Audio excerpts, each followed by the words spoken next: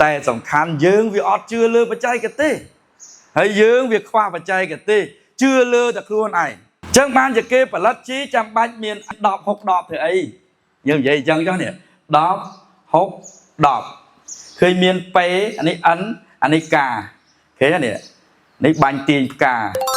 ដល់ពេលមិនក៏គេផលិតជីមាន33 11 11ទៅអីឃើញ N ណាយកត្រួយហើយចូលមិនបានគេផលិតជីមាន7 5 44ធ្វើអីឃើញប៉ូតាស្យូមអានេះផ្លែ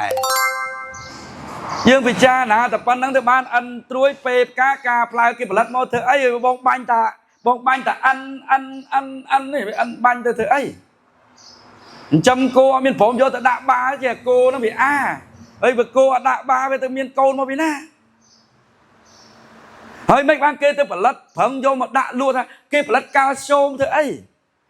នេះផលិតបងស្រីលក់កាល់ស្យូមធ្វើអីហើយគេផលិតបូរ៉នមកធ្វើអីហើយបើយើងអត់មានដើរទៅបាញ់បូរ៉នអត់មានដើរទៅបាញ់កាល់ស្យូមប្រយ័ត្នតែនឹកឃើញបាញ់ឲ្យខុសពេលតែមក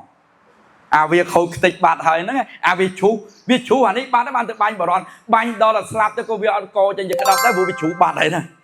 វាឈូសអាមួកហ្នឹងបាត់ហើយណាខូចមួកហ្នឹងណាអញ្ចឹងបានយើងធ្វើកសិកម្មលុះត្រាតែយើងទៅចេះផលិតចន្ទទាតើវានៅផ្កាស្រស់ហ្នឹងវាមានមុខនៅពីលើអត់មានញីឈ្មោះនៅមួយមាសអត់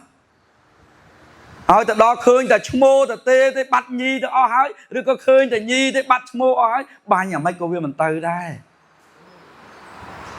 ហើយឆ្នាំហ្នឹងពេលខ្លះវាបាត់អាឈ្មោះនេះច្រើននេះគេហៅអាការទ្វេភេទហ្នឹងវាបាត់ច្រើនចង់ធ្វើឲ្យចន្ទទីឆ្នាំហ្នឹងគឺផ្លែអត់ចកោមទេផ្លែចកោមលុះត្រាតែចន្ទទីមានផ្កាទ្វេភេទនោះច្រើនអញ្ចឹងទៅវាប្រកាត់គ្នាបានល្អវាចកោម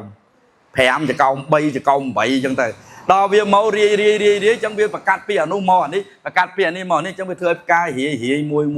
តែបើបានមួយច្រើនវាមិនសូវអីមួយទៅនេះមួយទៅនោះមួយទៀតចប់